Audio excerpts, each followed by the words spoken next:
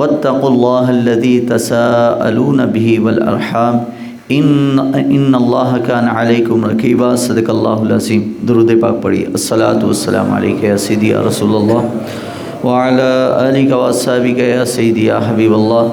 الصلاۃ والسلام علیک یا شفیع المذنبین وعلی آلک واصحابک یا سیدی یا رحمۃ للعالمین۔ معزز سامعین محترم، گزشتہ رات کی جو تراویح تھی، چوتھی تراویح تھی، اس میں چوتھے سپارے کا ایک پاؤ اور پانچواں سپارہ مکمل پڑھا گیا، یعنی جہاں جہاں مساجد میں سوا سپارہ پڑھا جا رہا ہے وہاں رات کو 5 سپارے پورے ہو گئے۔ تو پانچواں سپارہ اور جو پہلا چوتھے کا سپارہ پاؤ ہے، اس میں سورۃ النساء کا اللہ تبارک تعالیٰ نے بیان کیا ہے۔ سورۃ النساء یہ مختصر اس کا خلاصہ یاد رکھیے، یہ وہ صورت ہے جس میں سارے زیادہ تر احکامات عورتوں کے متعلق ہیں، عورتوں کے حقوق کے بارے میں۔ آپ اگر یوں کہنا چاہیں کہ قرآن نے عورتوں کے حقوق کا جو تعین کی ہے وہ کس صورت میں ہے، وہ 3 بڑی صورتیں ہیں جہاں پر عورتوں کا بیان زیادہ ہے۔ ایک سورۃ النساء ہے، نمبر 2 سورۃ النور، اور نمبر 3 پر سورۃ الطلاق قرآن مجید کی۔ 3 صورتوں میں اللہ نے عورتوں کا ذکر کیا ہے، اور یہ دنیا کا واحد پہلا مذہب اور دین ہے جس نے باقاعدہ عورتوں کے نام سے پوری صورت ان کی مذہبی کتاب میں موجود ہے۔ ورنہ عیسائیوں کی اگر آپ انجیل اٹھا کے دیکھ لیں یا زبور یا تورات اٹھا کے دیکھ لیں، اس میں کوئی بھی اس طرح کا خصوصی طور پر باب یا کوئی مضمون نہیں ہے۔ ہاں کوئی ایکا دکا کوئی حکم آ گیا تو آ گیا، لیکن اسلام نے باقاعدہ عورتوں کے حق مقرر کیا۔ تو یہ جو میں نے پہلی آیت پڑھی ہے سورہ نساء کی، یہ مدنی صورت ہے اور مدینہ میں یہ نازل ہوئی ہے، کیونکہ مدینہ میں حضور کے پاس عورتیں اکثر سوال لے کر آتی تھیں، تو اللہ تعالیٰ نبی صلی اللہ علیہ وسلم کے پاس کیے گئے سوالات کا جواب قرآن کی آیت کی صورت میں نازل کرتا تھا۔ تو یہ جو میں نے پہلی آیت پڑھی ہے، اگر آپ نے کبھی غور کیا ہو کہ جب نکاح منعقد کیا جاتا ہے تو نکاح کے خطبے میں جو آیت پڑھی جاتی ہے وہ یہ ہے، اللہ نے فرمایا یا ایھا الناس اتقوا ربکم الذی خلقکم من نفس واحدہ۔ اللہ نے فرمایا اے لوگو، اللہ سے ڈرو جس نے تمہیں پیدا کیا نفس واحدہ، ایک جان کے ساتھ۔ یعنی جو جوڑے ہوتے ہیں اللہ تعالیٰ نے اس کو ایک جان قرار دیا ہے۔ تو اللہ تبارک تعالیٰ نے آگے ارشاد فرمایا وَآتُوا الْيَتَامَ أَمْوَالَهُمْ وَلَا تَتَبَدَّلُوا الْخَبِيثَ بِالطَّيِّبِ، یتیموں کا مال نہ کھاؤ اور وَلَا تَتَبَدَّلُوا الْخَبِيثَ بِالطَّيِّبِ، پاک چیز کے بدلے میں خبیث چیز نہ لو، پاک چیز کے بدلے میں خبیث چیز نہ لو، یعنی اپنے حلال مال کو حرام مت کرو۔ یعنی جو حلال آپ کا پیسہ ہے اس کو حرام کیسے کیا جاتا ہے؟ یعنی آپ کوئی نوکری کرتے، جاب کرتے ہیں، آپ جو اپنی محنت کا پیسہ حاصل کر رہے ہیں وہ تو آپ کا حق ہے، لیکن جب آپ اپنے اس سیٹ کا ناجائز فائدہ اٹھاؤ گے تو یہ آپ اپنے حلال پیسے کو حرام کر رہے ہو، پھر آپ کی وہ حلال پیسے بھی حرام میں بدل جاتے ہیں۔ تو حدیث میں آتا ہے کہ جو حلال ہے اس کی برکات قائم رہتی ہیں، اس کی برکت قائم رہتی ہے جب تک لوگ اس میں حرام شامل نہ کر دیں۔ جب حرام شامل ہو جاتا ہے حلال پیسے کی بھی برکت ختم ہو جاتی ہے۔ تو یہ جو پہلا رکوع ہے اس میں اللہ تبارک تعالیٰ نے ان لوگوں کا ذکر کیا ہے کہ جو اپنے مال کو چینج کرتے ہیں، رشوت لیتے ہیں، ان کا ذکر پہلے رکوع میں آیا ہے۔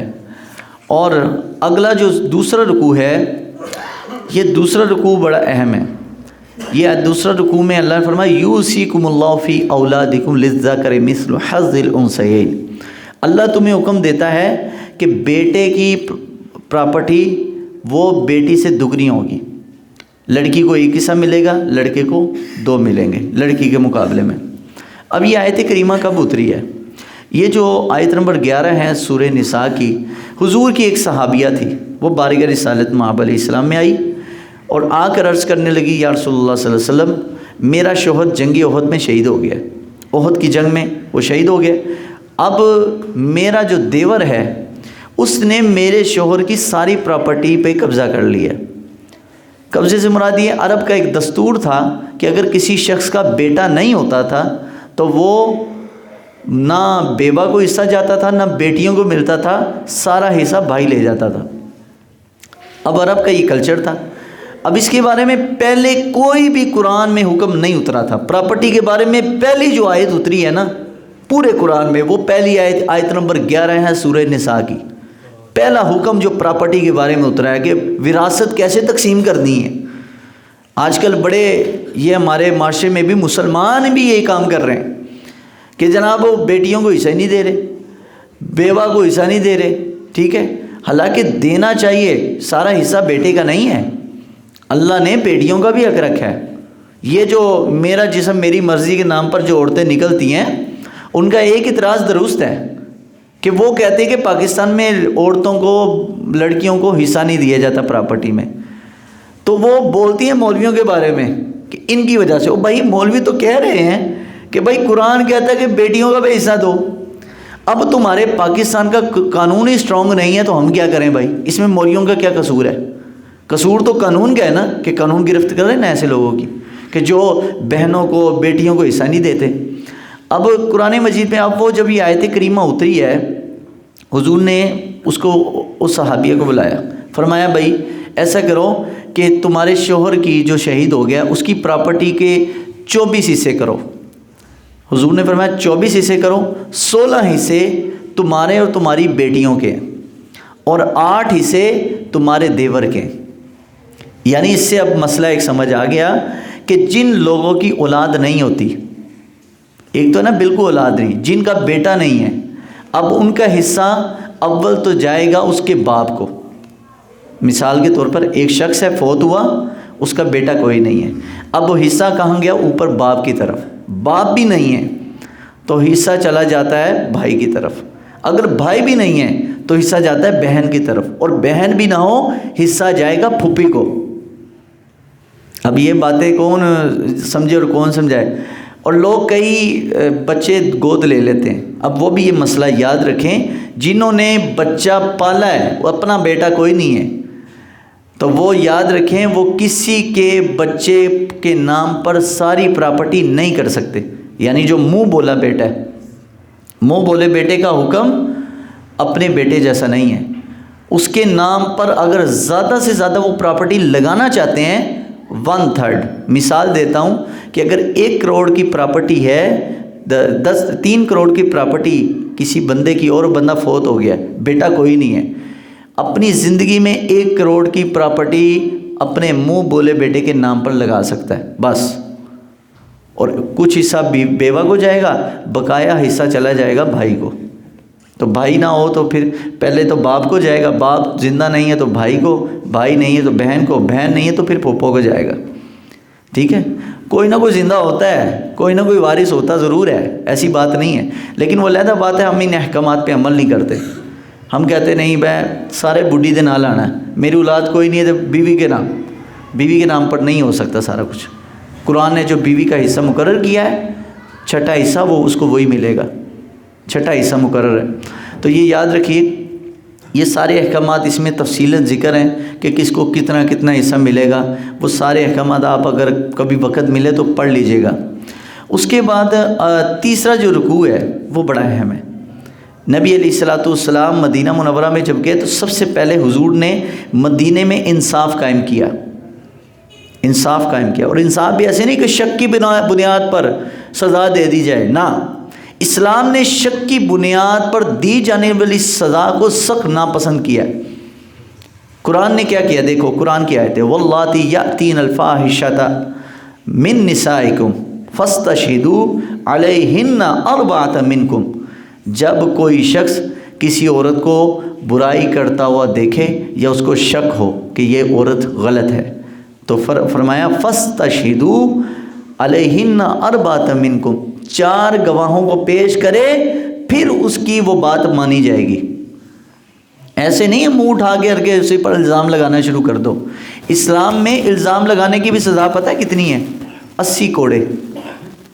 دیکھو یہ ہے اسلام کا نظام۔ ہم کہتے ہیں ایسا عدالتی نظام ہو پاکستان میں جو اسلام نے بتایا کہ اول کوئی بندہ الزام کسی پہ لگائے نہ لگائے تو اس کو ثابت کرے، اگر الزام ثابت نہیں کر سکتا، جس نے الزام لگایا 80 کوڑے لگائے اس کو، عدالت اتنی اسٹرانگ ہونی. حضرت عمر ایسے ہی کرتے تھے. کوئی الزام بھی لگاتا تھا نا, اگر الزام ثابت نہ ہوا, ایسے نہیں ہے کہ ٹھیک ہے چل جی مینوں ایویں لگا کہ اینجے, نہیں لگا کیوں بھائی, تیرے پر پروف ہونا چاہیے. اس کو پکڑ کے لگاؤ 80 درے تاکہ آئندہ کوئی بندہ کسی پر الزام نہ لگائے, اور جب الزام لگائے تو اس کو ثابت بھی کرے. یہ قرآن ہمیں کہتا ہے. تو رات کی تراویح میں تیسرا رکوع جو سورہ نساء کا, اس میں سارے یہ احکامات بیان ہوئے. اور اس کے بارے میں ایک حدیث بھی آئی ہے کہ حضور کے ایک صحابی تھے حضرت ماعز, ان سے زنا سرزد ہو گیا اور بارگاہ رسالت میں آئے. عرض کیا یا رسول اللہ میں یہ گناہ کر بیٹھا ہوں, آپ مجھے پاک کیجئے. کیا کیجئے؟ پاک کیجئے. اس کا مطلب آپ سمجھتے ہیں؟ اس کا مطلب ہے یا رسول اللہ مجھے سزا دیجئے, اور تاکہ قیامت والے دن اللہ کی بارگاہ میں پاک صاف ہو گئے جاؤں. اب حضرت ماعز سے پوچھا بھائی شادی کی ہوئی ہے؟ کہا جی ہاں شادی شدہ ہوں. شادی شدہ کی سزا اسلام میں, شادی شدہ زانی کی سزا اسلام میں موت ہے, موت. زانی جس نے شادی بھی کی ہو اور پھر وہ کسی غیر عورت کے ساتھ تعلق رکھے, برا جسمانی تعلق بنائے, تو ایسے کے لیے ہمارا دین کہتا ہے اس کو چوک میں کھڑا کر کے باندھ کے سنسار کرو پتھر کے ساتھ. حضرت ماعز آئے, حضور نے کہا یا رسول اللہ مجھ سے یہ کام ہوا ہے. حضور نے چہرہ مبارک پھیرا, پھر انہوں نے گواہی دی اپنے بارے میں کہ حضور مجھ سے یہ غلطی ہوئی ہے. اچھا اتنی بڑی ہمت رسول اللہ کا صحابی ہی کر سکتا ہے, کیونکہ ان کا ایمان بڑا مضبوط تھا. وہ چاہتے تھے کہ ہم نے اللہ کے حضور پیش ہونا ہے, پاک صاف ہو کے اللہ کی بارگاہ میں جائیں. بالآخر سرکار دو عالم علیہ السلام کے سامنے جب 4 گواہیاں انہوں نے دے دی, حضور نے پھر ان کو فرمایا ان کے لیے گڑھا کھودو. گڑھا کھود کے اتنا تک گڑھے میں اور آدھا حصہ اوپر زمین کے باندھ کے پتھر کے ساتھ مار مار کے اللہ کو پیارے ہو گئے. ایک صحابی کے اوپر حضرت ماعز کے جسم کا خون گر گیا. جب مارا نا پتھر, ایک چھینٹا جسم سے نکلا اس کے اوپر گر گیا. انہوں نے کہا اوئے ہوئے زانی کا خون لگ گیا. تو رسول اللہ علیہ السلام کو پتہ چلا. سرکار نے فرمایا ماعز نے ایسی سچی توبہ کی ہے, اگر اس کی توبہ پورے مدینے والے پر تقسیم کر دی جائے تو سارے مدینے والے کو میرا رب بخش دے. اتنی سچی توبہ, سزا بھی ہوئی توبہ بھی کی. تو پھر سرکار نے خود ان کا جنازہ بھی پڑھایا. اس کا مطلب بندہ جتنا مرضی گناہ گار ہو, جنازے کا حق ہے اس کا کہ مسلمان اس کا جنازہ ادا کرے. یہ نہیں ہے کہ کوئی گناہ کرتا تھا اس کا اپنا معاملہ ہے اللہ کے ساتھ. ہمارا کام فرض بنتا ہے اس کا کفن دفن کا انتظام کریں, اس کے جنازے کا انتظام کریں, اس کو عزت کے ساتھ قبر میں رخصت کریں. یہ ہمارے مسلمانوں کی ذمہ داری ہے. 6 ذمہ داریاں نا مسلمان کی مسلمان پر, اور ان میں سے ایک یہ ہے کہ جب وہ فوت ہو جائے تو اس کی جنازے پر جایا جائے, جب وہ بیمار ہو اس کی تعزیت کی جائے. لیکن آج کل یہ سارے کام ہم نے پیسوں کے لیے رکھ لیے ہیں. بس مالدار ہوگا تو لوگ اس کا پوچھنے بھی جاتے ہیں, جی چودھری صاحب, حاجی صاحب, جٹ صاحب, خان صاحب, فلاں صاحب, جی بڑا پیسہ ہے ان کے پاس, اسی وجہ سے لوگ پوچھ رہے ہیں. غریب ماڑا بندہ اس کو کون پوچھتا ہے؟ اس لیے جتنا آپ عزت کسی مالدار کو دیتے اتنی غریب کو بھی دیں, کیونکہ مسلمان ہونے کے ناطے اس کا یہ حق ہے. تو نبی علیہ السلام یہ سارا حکم اللہ تبارک تعالیٰ نے اس میں بیان کیا. اس کے بعد ایک بڑا اہم پوائنٹ کہ کن کن عورتوں کے ساتھ نکاح حرام ہے. کل بھی میں نے بتایا تھا کہ جن عورت کا دودھ پیا, ایک تو وہ بہن بھائی جو ہیں, جو رضائی بھائی ہیں, رضائی بہن ہیں, ان کے ساتھ نکاح حرام ہے. وہ میں نے کل مختصر بتایا تھا. آگے وہ سورہ نساء کا 4 سپارے کا آخری رکوع آپ لوگ پڑھ لیجئے گا اگر ٹائم ہو تو کبھی, تو اس میں بڑا تفصیلاً ذکر ہے کہ ماں کے ساتھ نکاح حرام, پھپھی کے ساتھ حرام, خالہ کے ساتھ حرام. ٹھیک ہے, یہ وہ عورتیں جن سے اللہ نکاح حرام, اور وہ عورتیں حرام ہیں جن سے تمہارے آباء و اجداد نے نکاح کیا, مطلب کہ ستیلی ماں. ٹھیک ہے, ان سے نکاح حرام ہے. ٹھیک ہے, کیونکہ ان سے تمہارے آباء و اجداد, تمہارے والد, تمہارے دادا میں سے کسی نے نکاح کیا ہوگا, تو وہ عورتیں ہمیشہ طور پر حرام ہیں. اور وہ عورتیں ان تجمعوا بین الاختین, سالی کے ساتھ ایک وقت میں بیوی کی بہن کے ساتھ نکاح حرام ہے. ایک وقت میں ایک ہی عورت رکھ سکتا ہے, یا اپنی سالی رکھ سکتا ہے یا اپنی بیوی رکھ سکتا ہے, دونوں کو اکٹھے ایک نکاح میں رکھ سکتا نہیں. یہ سارا سورہ نساء کے پہلے حصے میں یعنی 34 سپارے کے آخری رکوع میں بیان کیا گیا. اس کے بعد اللہ رب العالمین جل وعلا نے قرآن مجید فرقان حمید میں ایک اور بڑی اہم چیز بیان کی. یہ 5واں جو رکوع ہے سورہ نساء کا، اس میں ایک بات بڑی اہم فرمایا جیسے دنیا کا ہوتا ہے نا، دنیا میں کوئی بندہ نئی دکان کھولے تو ایک نئی دکان کھولنے پر کوئی نہ کوئی آفر رکھتا ہے کہ جناب 2 کلو نہ 1 کلو گڑی ہوئی دودھ فری ہیں جی.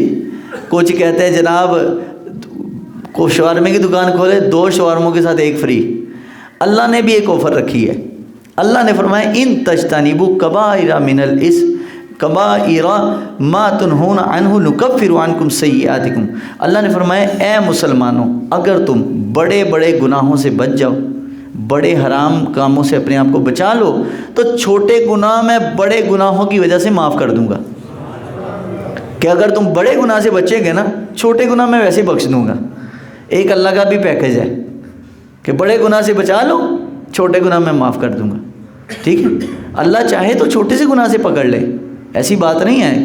نہ کسی چھوٹے گناہ کو چھوٹا سمجھو، نہ چھوٹی نیکی کو چھوٹا سمجھو. چاہے تو رب، ٹھیک ہے، یہ اس کے خزانے ہیں، چھوٹی سی نیکی پر اللہ معاف کر دے اور چاہے چھوٹے سے گناہ پر پکڑ لے. ٹھیک ہے، تو بہت سارے معاملات ایسے ہیں. تو اگلے جو 6واں رکوع ہے اس میں اللہ تبارک تعالیٰ نے ایک اور چیز بڑی پیاری بیان کی ہے، مردوں کی جو فضیلت ہے. فرمائے الرجال قوامون علی النساء. اللہ تعالیٰ نے مردوں کو عورتوں پر فضیلت عطا کی ہے. اس کا مطلب عورت مرد کے شانہ بشانہ نہیں چل سکتی. یہ کنسیپٹ ہمیں انگریز نے دی ہے. یہ تصور اسلام کا نہیں ہے کہ عورت مرد اکٹھے برابر، نہیں، برابر ہو ہی نہیں سکتے. کیونکہ قرآن جب یہ وعدہ کر رہا ہے کہ مردوں کو عورتوں پر کیا حاصل ہے، فضیلت ہے. عورت نیچے ہے، اس کا مقام، مردوں کا مقام اوپر ہے. اب نبی کریم صلی اللہ علیہ وسلم کو یا جتنے بھی پہلے نبی ہیں، ان کو نبوت اللہ تبارک تعالیٰ نے جتنے نبیوں کو دی ہے سارے مرد تھے. اور اس کی ایک وجہ ہے کہ مرد اور عورت میں 2 چیزیں بنیادی فرق ہے. ایک یہ کہ اللہ تعالیٰ نے مردوں کو تحمل دیا ہوتا ہے. تحمل، بردباری، صبر، برداشت، یہ مردوں میں زیادہ ہوتی ہے. عورت ہوتی جذباتی. اس کا مطلب مرد ہی وہی کہلائے گا کہ جو تحمل مزاج ہو. جو جذباتی ہو جائے چھوٹی چھوٹی بات پہ، وہ مرد ہوا کرتا نہیں ہے. کیونکہ اللہ نے مردوں کو عورتوں پر فضیلت تحمل کی وجہ سے دی. اور دوسری بات، اللہ تعالیٰ نے مردوں کو عورتوں پر فضیلت دی ہے قوت فیصلہ کی وجہ سے. دیکھو طلاق کا بھی حق اللہ نے مرد کو دیا ہے، عورت کو نہیں دیا. اگر عورتوں کو طلاقوں کا حق ہو تو آئے روز ہر آدھے گھنٹے بعد طلاقیں ہوں. ٹھیک ہے، عورت جذبہ ہے، چھوٹی چھوٹی بات پہ مرد پہ ناراض ہو جاتی ہے. اسی وجہ سے جہنم میں سب سے زیادہ جو تعداد ہے عورتوں کی ہے. اور لفظ جہنم اگر آپ عربی گرامر میں اتارے نا تو جہنم کا جو لفظ ہے یہ مونس کے لیے استعمال ہوتا ہے، مذکر نہیں ہے. دنیا میں نام 2 طرح کے ہیں، یا مذکر ہے یا مونس ہے. ٹھیک ہے، جہنم کا جو نام ہے یہ مونس میں آتا ہے. اسی وجہ سے اللہ تبارک تعالیٰ نے جہنم میں عورتوں کو ہی کثرت میں رکھا کہ یہ ناشکری کی وجہ سے، یہ ناشکری بہت زیادہ ہے اپنے شوہروں کی. تو یہ 5ویں 6ٹھے رکوع میں اللہ نے مردوں کی ایک فضیلت بتائی ہے کہ عورتوں کی مردوں پر کیا فضیلت ہے. اس کے بعد جو 7واں رکوع ہے، 6ٹھے رکوع کا آخری حصہ اور 7واں رکوع کا آغاز، اس میں بنیادی طور پر میرے رب نے 3 احکامات بیان کیے ہیں اکٹھے. پہلا حکم یہ ہے وہ آیت مبارکہ کہ جس پر، یہ قرآن کی وہ آیت ہے جس پر عمل کرنا حرام ہے. عجیب بات ہے، قرآن کی وہ آیت جس پر عمل کرنا کیا ہے بھائی. اب آپ بھی سوچیں گے بھائی قرآن کی ایسی آیت، قرآن کی 20 آیتیں ایسی ہیں جس پہ عمل حرام ہے. ان میں سے ایک یہ ہے، یا ایھا الذین آمنوا، اے ایمان والو، لا تقربوا الصلاۃ، نماز کے قریب مت جاؤ. نماز کے قریب لوگ اتنی سی آیت پڑھ کے کہتے ہیں وہ قرآن جی لکھے نماز کے قریب نہ جاؤ. اگے بھی پڑھنا، وانتم سکارا، جب تم نشے کی حالت میں ہو، جب تم اب یہاں پر دو چیزیں ثابت ہو رہی ہے، ایک تو نماز کے قریب نہیں جانا، اور دوسرا اس کا مطلب اللہ فرماتے ہیں جب نشے کی حالت میں ہو، اس کا مطلب نشہ جائز ہے۔ اب قرآن کی اس آیت کو کس آیت نے حرام کیا؟ سورہ مائدہ کی آیت نے فرمایا انما الخمر والمیسر والانصاب والازلام رجس من عمل الشیطان فاجتنبوہ۔ اللہ نے فرمایا شراب اور جوا یہ تم پہ حرام ہو گیا، اب اس سے اپنے آپ کو بچانا، یہ شیطانی کام ہے۔ اس آیت نے اس آیت مبارکہ کو منسوخ کر دیا۔ 20 آیتیں ہیں قرآن میں جو ناسخ و منسوخ ہیں، ان میں سے ایک یہ ہے۔ اب قرآن مجید کی اس آیت کا بارے میں علماء ہی بتا سکتے ہیں نا، عام بندہ تو پڑھے گا وہ کہتا ہے یار قرآن سے تو لکھا ہے کہ نشے کی حالت میں نماز کے بعد، اس کا مطلب نشہ جائز ہے۔ اللہ یہ نہیں کہہ رہا بھائی نشہ نہ کرو، بلکہ کہہ رہا ہے نشے کی حالت میں نماز نہ پڑھو۔ پہلا حکم تو یہ، اور دوسرا حکم کہ جب تم جنبی ہو جاؤ، پلیت ہو جاؤ، تو فرمایا غسل کرو، غسل کرو، اور اگر تم بیمار ہو یا تم مسافر ہو تو پھر کیا، تمہارے پاس پانی نہ ہو، فتیمموا، تو اللہ تبارک تعالیٰ ارشاد فرماتا ہے پاک مٹی کے ساتھ تیمم کرو۔ کیا کرو؟ یہ آیت مبارکہ کا حصہ، یہ والا حصہ بی بی عائشہ رضی اللہ تعالی عنہ کی وجہ سے اللہ نے اتارا۔ ایک جگہ رکے، ٹھہرے، بی بی عائشہ رضی اللہ تعالیٰ عنہ اور حضور علیہ السلام کہیں حاجت کے لیے تشریف لے گئے۔ اب سفر تھا، نماز کا وقت تنگ ہو رہا ہے، تو اس موقع پر نبی پاک صلی اللہ علیہ وسلم پر اللہ تعالیٰ نے آیت اتاری۔ پانی بھی تھا نہیں مسلمانوں کے پاس کہ وضو وغیرہ کر لیں، اس موقع پر یہ آیت کریمہ اتری، اور صحابہ نے حضرت عائشہ کا شکر ادا کیا کہ اے نبی پاک کی اس بیوی کی وجہ سے ہم ٹھہرے رہے، نماز کا وقت تنگ تھا، پانی تھا نہیں، اللہ نے اجازت دے دی مسلمانوں پانی نہ ہو تو تیمم کر لیا کرو پاک مٹی کے ساتھ۔ اب تیمم جب پانی بالکل نہ ہو، کہیں سے پانی میسر نہ آئے، تو آپ نے کیا کرنا ہے، ٹائل بھی ہے، اگر مثال کے طور پہ اس پہ گرد اگر محسوس ہو، آپ اس پہ ہاتھ مس کریں، دونوں ہاتھ، اس کے بعد اس کو اپنے چہرے پر ایسے ملنا ہے جیسے اپنے چہرے پہ کریم ملتے ہو، تنگی کے ساتھ نہیں، پوری خوشی کے ساتھ، ٹھیک ہے۔ اس کے بعد دوسرا فرض کیا ہے، پھر آپ نے دوسری جگہ جہاں مٹی محسوس ہو وہاں پر ہاتھ ایسے رگڑ کے اپنے دونوں کو ہاتھ کو تھوڑا سا جھاڑ لیں ایسے انگلی کے ساتھ، اور اس کے بعد پہلے اپنے ہاتھ بازو والے جو سائڈ ہے کپڑا وہ پہلے اوپر کر لیں، اوپر کر کے ایسے کر کے ایک سائڈ، پھر دوسری سائڈ ایسے کر کے، اور یہ آپ کا تیمم ہو گیا۔ اب آپ نماز بھی پڑھیں، قرآن بھی پڑھیں، آپ جناب اس حالت میں ذکر و اذکار بھی کریں، نماز جنازہ بھی پڑھ سکتے ہیں جب پانی بالکل نہ ہو، ٹھیک ہے۔ تو یہ ایک علیحدہ بحث ہے کہ کتنے ایریے میں پانی نہ ہو، یہ پھر کبھی سے انشاءاللہ بتائیں گے۔ اگلا جو 8واں رکوع ہے، اس میں میرے رب العالمین نے قرآن مجید فرقان حمید میں ارشاد فرمایا ان اللہ یأمرکم۔ صرف میں 2 آیتیں اب اور پڑھوں گا، ایک یہ اور ایک سب سے آخری آیت جو رات کی تراویح کی تھی۔ اللہ تعالیٰ نے فرمایا اے مسلمانوں، تمہیں تمہارا رب حکم کرتا ہے، یأمرکم ان تؤدوا الامانات الی اہلیہا، امانتیں اہل لوگوں کے سپرد کرو۔ امانت اہل لوگوں کے، جو جس چیز کا اہل ہے اس کے سپرد وہ امانت کر دو۔ اب یہاں یہ قرآن کا واضح حکم ہے، اس میں کسی کی تشریح کی بھی ضرورت نہیں ہے۔ اب آپ دیکھیے کہ آپ اپنی زندگی میں جو ذمہ داری کسی کو دے رہے ہیں، کہیں پر بھی کسی بھی لیول پر بھی، اب میں بہت زیادہ تفصیل میں نہیں جانا چاہتا، آپ جس بندے کے حق میں بات کر رہے ہیں کیا وہ اس کا اہل ہے کہ اس کی طرفداری کی جائے، اس کا ساتھ دیا جائے؟ اس کا ساتھ چاہے نوٹ کے ذریعے سے ہو یا ووٹ کے ذریعے سے ہو، قرآن کہتا ہے امانت اہل لوگوں کے سپرد کرو۔ یہ قرآن کا واضح حکم ہے، یہ میں نہیں کہہ رہا، رب فرما رہا ہے۔ اور اس کے بعد آج کے درس کی آخری آیت، اللہ تعالیٰ نے فرمایا کہ جب تمہارا کسی مسئلے میں جھگڑا ہو جائے نا، جھگڑا ہو جائے تو تم نے اس کو، اب اگر حل نہ ہو رہا ہو، اس کو اللہ کے اس کے رسول کی بارگاہ میں پیش کر دو۔ اب کیا طریقہ ہے؟ اللہ اور اس کے رسول کی بارگاہ میں کسی جھگڑے کو، کسی مسئلے کو پیش کرنے کا طریقہ کیا ہے؟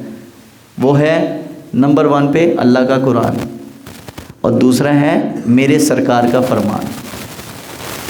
جب بھی کوئی جھگڑا ہو، آپ نے یہ نہیں کہنا میں یہ کہتا ہوں یا میرا یہ مقصد ہے، ہم نے 8-10 سال علم پڑھا ہے، ہم بھی یہ نہیں کہہ سکتے میرا یہ خیال ہے۔ خیال نہیں چلتا، جب اللہ رسول کی بات آ جائے تب خیال نہیں چلتا، تب پھر اللہ رسول کی بات چلتی ہے۔ دیکھیں اللہ اور اس کا رسول اس کا حکم دے رہا ہے کہ نہیں؟ تو اللہ تبارک تعالیٰ نے فرمایا کہ ما یفعل اللہ بعذابکم، اللہ فرماتا ہے میں تمہیں عذاب دے کر کیا کروں گا۔ اتنی رحمت کی بھری ہوئی آیت ہے نا یہ، اللہ کی رحمت کی خوشخبری سنانے والی۔ اللہ فرماتا ہے میرے بندو میں تمہیں عذاب دے کر کیا کروں گا، اگر تم ایمان لے آؤ اور شکر ادا کرتے رہو تو اللہ تعالیٰ تم پر عذاب نہیں کرے گا۔ دیکھو کتنی بڑی خوشخبری ہے کہ بس بندے بن کے چلتے رہو اللہ دے نال، اللہ اپنی رحمت کی بارش فرمائے گا۔ اور اگر اللہ کی نافرمانی کی، اس کے نبی کی نافرمانی کی، تو پھر یہ یاد رکھو اللہ کی ذات جو ہے نا پھر بڑی وہ جو ہے نا وہ مستغنی عن العالمین ہے۔ اللہ کو کسی کی ضرورت نہیں ہے، لوگوں کو رب کی ضرورت ہے۔ اللہ تعالی ہم سب کو عمل کی توفیق عطا فرما۔ اللہم صلی علی سیدنا و مولانا محمد وعلی آل سیدنا و مولانا محمد وبارک وسلم۔ یا اللہ ہم سب کی حاضری قبول و منظور فرما، ہم سب کے تمام صغیرہ کبیرہ گناہ کو معاف فرما، ہم سب کو قرآن و سنت کا صحیح فہم نصیب فرما۔ اے میرا مولا اپنے پیارے محبوب صلی اللہ علیہ وسلم کے وسیلہ جلہ سے یا اللہ ہم سب کی نماز روزے عبادات ذکر و فکر کو اپنی بارگاہ میں شرف قبولیت عطا فرما۔ یا اللہ جو لوگ یہاں پر بڑی محبت کے ساتھ ذوق و شوق کے ساتھ تیرے قرآن کی تعلیم سننے کے لیے بیٹھتے ہیں، یا اللہ تمام کی دلی جائز حاجات کو پورا فرما۔ صلی اللہ تعالی علیہ محمد۔